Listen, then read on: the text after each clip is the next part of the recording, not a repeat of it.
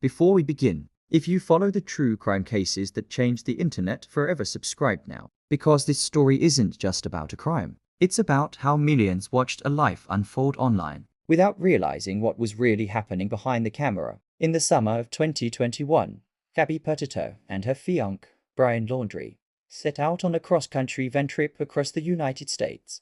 They documented everything on Instagram and YouTube. Smiling photos, sunset hikes, #VanLifeDreams. To followers, they looked like the perfect young couple chasing freedom on the open road. But in August 2021, something shifted. Police in Moab, Utah responded to a domestic disturbance call involving the couple. Bodycam footage showed Gabby visibly distressed. Officers separated them for the night, but no charges were filed. Weeks later, Gabby stopped responding to her family's texts and calls. On September 1st, Brian Laundrie returned alone to his parents' home in Florida, driving the van registered in Gabby's name. Gabby was missing, and the internet noticed. True crime communities on TikTok, Twitter, and Reddit began analyzing timelines, body language, GPS routes, and social media captions. Amateur sleuths mapped their final locations in Wyoming near Grand Teton National Park. On September 19, 2021, Gabby Petito's body was discovered in that area. The medical examiner later ruled her death a homicide caused by strangulation.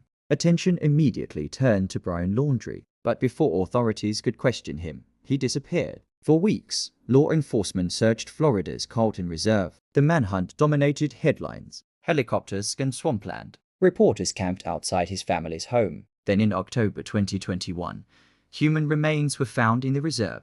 They were identified as Brian Laundrie. Officials ruled his death a suicide. A notebook recovered near his body contained written statements in which he claimed responsibility for Gabby's death. The case sparked global conversations about domestic violence, about social media illusions, about how curated online lives can hide private pain.